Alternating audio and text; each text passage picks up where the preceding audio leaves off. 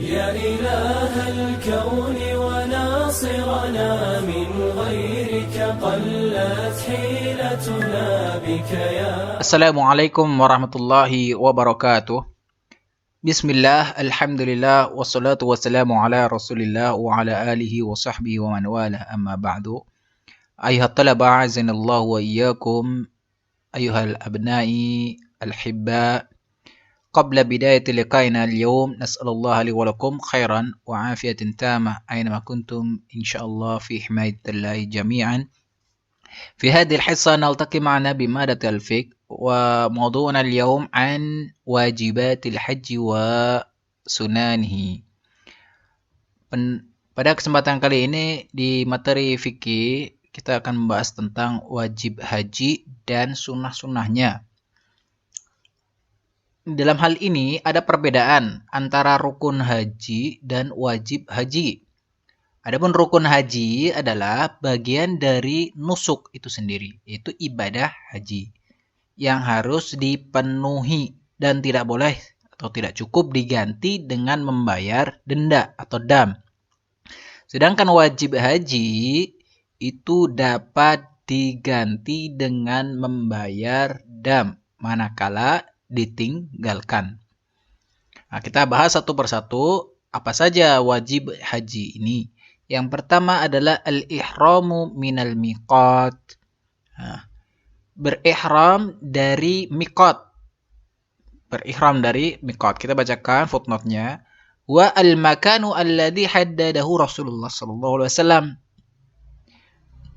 Dalam hal ini tempat yang Rasulullah sallallahu alaihi wasallam tentukan batasannya bagi li ahli kulli jihad, bagi setiap penduduk dari setiap arah.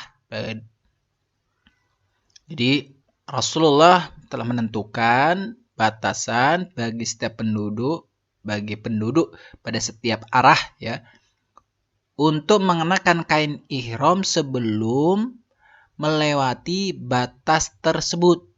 Jika dia ingin atau mereka ingin menuju kota Mekah untuk bermaksud melaksanakan ibadah haji atau umrah. Ini diriwayatkan Imam Bukhari dan Muslim. Dari Ibnu Abbas radhiyallahu anhu berkata, waqata Rasulullah sallallahu alaihi wasallam. Rasulullah memberikan miqat li ahli Madinah Dzul Khulaifah, bagi penduduk kota Madinah yaitu daerah Dzul Khulaifah. Li ahli Syam, untuk negeri Syam, penduduk negeri Syam itu daerah Juhfa. Bagi penduduk Najd, maka daerah Qarnul Manajil. Bagi penduduk Yaman, maka daerah miqatnya yaitu Yalamlam. Wahunna lahunna. Maka tempat-tempat tersebut itu bagi mereka miqatnya. Waliman ata alaihinna min ghairi ahlihinna. Bagi orang yang datang di luar daerah tersebut, ya, daerah tersebut, bila menginginkan atau bermaksud untuk melaksanakan haji dan umrah, faman kana dunahunna famahalu min ahlihi. Jadi jika dari luar tempat tersebut, maka berihramnya dari tempat di mana dia keluar, ya, itu dari negerinya. Seperti halnya wa kadzalika hatta ahli Makkah. Begitu pula ahli Makkah, ya, penduduk kota Makkah, maka hendaknya berihram dari tempatnya dia. Ini waqata, maksud dalam hal ini waqata maknanya adalah, asalnya itu adalah untuk menunjukkan zamani, yaitu waktu. Ini dipinjam kalimat ini untuk menunjukkan tempat. Dan diriwayatkan oleh Imam Bukhari dari Ibnu Umar radhiyallahu anhu berkata, ketika ditaklukkannya dua kota ini, yang dimaksud dalam hal ini adalah kota Basrah dan Kufah. Para penduduk kedua kota tersebut itu datang pada Umar di zamannya Umar bin Khattab menjadi khalifah. Mereka mengatakan, ya Amirul Mukminin, inna Rasulullah sallallahu alaihi wasallam, sungguhnya Rasulullah sallallahu alaihi wasallam sudah memberikan batasan bagi ahli Najd, yaitu Qarnal Manazil. Dan Qarnal Manazil ini jauh dari jalan kami menuju kota Mekah untuk melaksanakan haji. Dan jika yang dimaksud ini Qarnal Manazil untuk menjadi mikotnya kami gitu, maka ini syaqqa alaina, maka ini akan memberatkan bagi kami.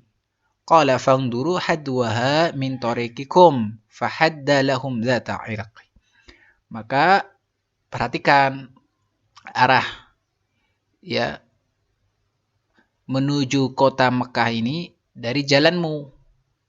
Maka Umar ibn al-Khattab memberikan batasan bagi mereka, tempat mikotnya yaitu Dzata Irq. Dzata Irq. Nah, ini tempat-tempat di atas yang telah disebutkan di atas dalam hadis-hadis ini perlu diketahui oleh para hujjaj bagi orang yang ingin melaksanakan haji.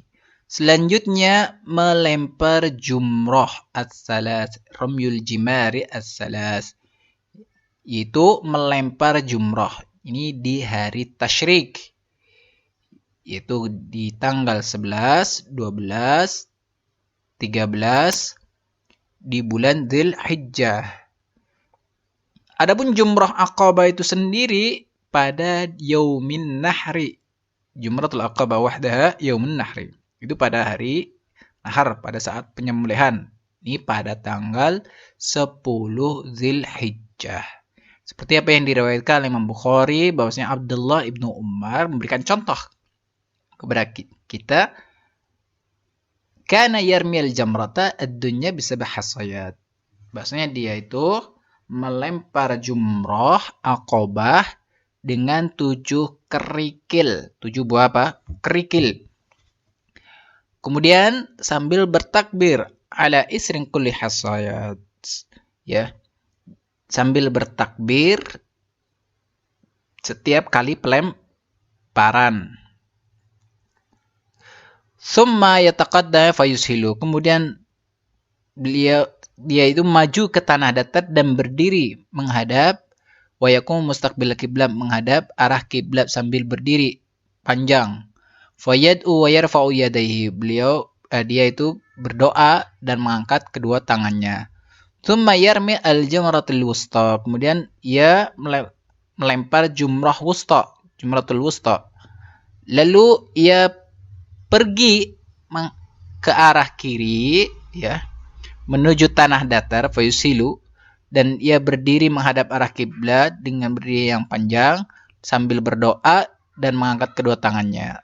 Lalu kemudian melempar jumrah Dzatal Aqabah, melempar jumrah Aqabah min batnil wadi, di tengah ya lembah, wala yakifu indaha, dan ia tidak berhenti di situ. Hakadha wa yaqulu, dan sambil berkata, hakadha ra'aitu Rasulullah sallallahu alaihi wasallam yaf'al. Begini aku melihat Rasulullah sallallahu alaihi wasallam melakukan jumrah. Maksudnya dalam ini melakukan jumrah yang ia lakukan. Ini. Wa yakunu ramyu yauman nahri ba'da tulu'i syamsi. Jadi melempar jumrah pada hari nahar, pada hari penyembelihan tanggal 10, ini setelah terbitnya matahari. Wa ayamut tasyrik ba'da zawal. Dan adapun di hari tasyrik 11, 12, 13 itu setelah tergelincirnya matahari. Artinya sudah masuk waktu zuhur. Jadi mulainya dari masuknya waktu zuhur. Seperti apa yang diriwayatkan Imam Muslim dari Jabir radhiyallahu anhu berkata, Rama Rasulullah SAW, Rasulullah melempar jumrah di hari penyembelihan di waktu duha. Adapun setelah itu ketika tergelincirnya matahari sudah masuk waktu sholat zuhur. Inda Abi Dawud an Aisyah radhiyallahu anha, dari Abi Dawud dari Aisyah radhiyallahu anha, thumma raja ila Mina. Kemudian beliau itu pulang ke daerah Mina. Lalu beliau makasa menetap tinggal bermalam pada hari-hari tasyrik di Mina. Dan beliau melempar jumroh jika sudah tergelincirnya matahari, artinya sudah masuknya waktu sholat duhur. Kulla jamrah bisabi hasayat. Setiap lemparan jamroh itu, setiap jamroh ini dengan 7 kerikil. Bisabi hasayat. Selanjutnya al-halqu. I'tibarul halqi, pada hakikatnya di sini al-halqu minal wajibat, mencukur itu termasuk dari wajibnya haji. Ini adalah pendapat yang marjuh, yang sudah ditarjih. Pendapat yang ditarjih ini sudah pendapat yang ditarjih. Adapun yang rajih, yang mentarjihnya itu adalah bahwasanya ini adalah termasuk rukun haji dan umroh. Jadi halq, mencukur itu termasuk rukun haji. Seperti apa yang antum ketahui sebelumnya, ya, bahwasanya al-halqu adalah rukun haji dan umrah. Ini. Wa sunanul haji, kita masuk ke sunnah-sunnahnya haji. Itu ada 7. Al-ifradu wa huwa taqdimul haji 'alal umrah. Sunnah-sunnah haji ada 7. Yang pertama adalah ifrad. Ifrad ini yaitu mendahulukan ibadah haji terlebih dahulu, kemudian baru mengakhirkan umrohnya, dan ia mengakhirkan umrohnya. Seperti apa yang diriwayatkan, ya, ketika Nabi SAW melaksanakan ibadah haji wada, di Hajjatul Wada. Diriwayatkan Imam Bukhari dari Aisyah radhiyallahu anha, qalat, kharajna ma'a Rasulullah SAW. Kami, ya, pergi bersama Rasulullah, ya, keluar bersama Rasulullah SAW dalam haji wada. Di antara kami ada yang berihram, ya, melakukan talbiyah atau berihram di sini untuk umrah, untuk melaksanakan umrah. Ada di antara kami yang berihrami untuk melaksanakan ibadah haji. Ada di antara kami yang berihrami untuk melaksanakan haji dan umrah. Ada, dan Rasulullah SAW melakukan ihram, ya, dengan untuk haji. Fa amma man ahalla bil haji, barang siapa ingin berihram untuk melaksanakan ibadah haji atau menggabungkan haji dan umrah, maka hendaknya falam yahillu hatta yaumin nahri, maka hendaknya dia tidak bertahallul, artinya keluar dari ihramnya hingga yaumin nahri, hingga hari penyembelihan. Ini. Wat talbiyah, dan berikutnya adalah mengucapkan talbiyah ketika hendak menuju kota Makkah untuk melaksanakan ibadah haji. Wa yustahabu ayyaqtasira ala talbiyati Rasulillah. Nah, disunnahkan, dianjurkan untuk, ya, sesuai dengan apa yang Rasulullah lakukan dalam talbiyah. Seperti apa yang diriwayatkan Imam Bukhari dan Muslim dengan lafadznya dari Ibnu Umar radhiyallahu anhuma, anna Rasulullah sallallahu alaihi wasallam, bahwasanya Rasulullah sallallahu alaihi wasallam ketika naik kendaraannya, dia berdiri di atas kendaraannya menghadap masjid di daerah Khulaifah, di Khulaifah. Jadi ketika di miqat ini beliau bertalbiyah dengan mengucapkan labbaik Allahumma labbaik, labbaik la syarika laka labbaik, innal hamda wan ni'mata laka wal mulk la syarika lak. Ini adalah lafadznya talbiyah. Wa fi riwayat indal Bukhari, dalam riwayat Imam Bukhari dari bahwasanya Ibnu Umar radhiyallahu anhuma, kana yulabbi hatta yablugh al-haram. Jadi Ibnu Umar radhiyallahu anhuma memberikan contoh kepada kita, ia bertalbiyah sampai atau hingga menjejak di tanah haram, ya, di tanah haram.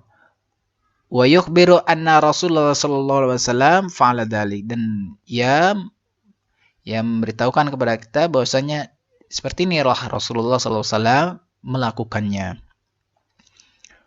Yang berikutnya adalah at-tawaful qudum. Yang berikutnya adalah tawaf datang, ketika datang, tawaf qudum sebelum wukuf di Arafah. Jadi ketika kedatangan kita ke kota Mekkah. Diriwayatkan Imam Bukhari dan Muslim dari Aisyah radhiyallahu anha bahwasanya awal pertama yang ia lakukan oleh Rasulullah sallallahu alaihi wasallam ketika sampai di kota Mekkah itu ia berwudu kemudian tawaf di Baitullah.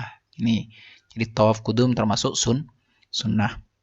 Wal mabitu bis Muzdalifah. Kemudian mabit di kota Muzdalifah. Diriwayatkan Imam Muslim dari Jabir radhiyallahu anhu bahwasanya Nabi sallallahu alaihi wasallam sampai di kota Muzdalifah atau daerah Muzdalifah, fa shalla bihal maghrib wal isya, dan beliau melaksanakan salat maghrib dan salat isya. Kemudian beliau ittaja'a tidur hatta idza tala al-fajr, sampai terbitnya fajar, lalu beliau salat fajar, salat subuh. Wa i'tibaruhu sunnah qaul marjuh. Jadi mabit di Muzdalifah ini menurut pendapat ini sunnah, hukumnya sunnah, ini adalah pendapat yang marjuh. Adapun yang rajih ini hukumnya wajib. Ini adalah hukumnya wajib. Ini ditaskhihkan oleh Imam Nawawi dalam Syarah Al-Muhadzab. Wa sahih indahu. Kemudian selanjutnya waraqat at-tawafi.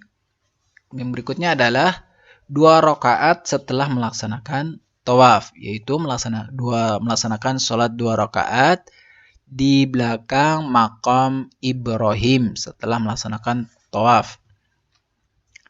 Seperti apa yang diriwayatkan oleh Imam Bukhari dari Ibnu Umar radhiyallahu anhu maqala qadima Rasulullah sallallahu alaihi wasallam wa tawafa bil baiti sab'an thumma shalla khalfal maqami rak'atain. Nabi datang ke kota Mekah, kemudian beliau itu bertawaf 7 kali, lalu kemudian sholat di belakang makamnya Ibrahim 2 rakaat. Selanjutnya mabit di Mina. Mabit di Mina. Li'annahu sallallahu alaihi wasallam bata biha qala an-Nawawi al-Majmu'. Jadi menurut Imam Nawawi, seperti yang dikatakan dalam Imam Nawawi, bahwasanya Nabi sallallahu alaihi wasallam itu mabit atau menginap di kota Mina, di daerah Mina. Amma hadis mabitun Nabi sallallahu alaihi wasallam bi Mina layali tasyrik fa sahih masyhur. Jadi hadis-hadis yang menunjukkan beliau itu mabit di Mina selama hari tasyrik itu hadisnya sahih dan masyhur di kalangan para ulama hadis. Wa addahu minas sunnah qaulun marju', dan yang menunjukkan ini adalah hukumnya sunnah, ini adalah pendapat yang marju'. Adapun yang rajih ini hukumnya wajib, seperti halnya tadi mabit di Muzdalifah. Seperti apa yang diriwayatkan Imam Bukhari dan Muslim dari Ibnu Umar radhiyallahu anhuma qala ista'dzana al-Abbas. Jadi Ibnu Abbas ini minta izin, Abbas Ibnu Abdul Muttalib ini minta izin kepada Rasulullah sallallahu alaihi wasallam untuk mabit di Mekah ya selama hari-hari di Mina atau malam-malam di Mina, yaitu malam tasyrik, min ajli siqayatihi, untuk memberi air minum para hujjaj atau para haji. Fa'adina lahu, lalu Rasulullah memberikan izin bagi beliau. Faqad dalla, ini menunjukkan akan wajib, menunjukkan akan tidak diperbolehkannya ya li ghairil ma'dzur, bagi orang yang tidak ada uzur untuk meninggalkan daerah Mina. Jadi hendaknya dia harus mabit di Mina. Selanjutnya mabit di Mina, kita lanjut ke tawaful wada. Tawaf perpisahan. Maksudnya di sini tawaful wada, atau hendak keluar untuk meninggalkan haji. Wal adhar annahu wajib. Ini pendapat yang Rajih di sini adalah hukumnya wajib seperti apa yang diriwayatkan Imam Muslim an Ibnu Abbas radhiyallahu anhu qala kana an-nasu yansarifuna fi kulli wajhin faqala Rasulullah sallallahu alaihi wasallam alayhi la yanfiranna ahadukum hatta yakuna akhiru ahdihi bil bait. Nabi sallallahu alaihi wasallam ya, ketika orang-orang itu pergi ke setiap tempat, Rasulullah langsung bilang kepada mereka, la yanfiranna ahadukum, janganlah hendaklah tidak seorang di antara kalian meninggalkan ya ibadah haji hatta yakuna akhiru ahdihi bil bait, hingga ikatan ibadah haji ini, keterikatan ibadah haji ini diakhiri dengan tawaf di Baitullah. Jadi sampai dia mengakhiri ibadah hajinya itu dengan bertawaf. Hada mimma syarahna fi wajibati haji wa sunanihi. Nas'alullaha li wa lakum ilman nafi'an. Allahumma anfa'na bima 'allamtana wa 'allimna bima yanfa'una wa zidna ilman nafi'a wa rizqan thayyiban wa 'amalan mutaqabbala. Subhanakallah wa bihamdika asyhadu an la ilaha illa anta nastaghfiruka wa natubu ilaik. Assalamualaikum warahmatullahi wabarakatuh.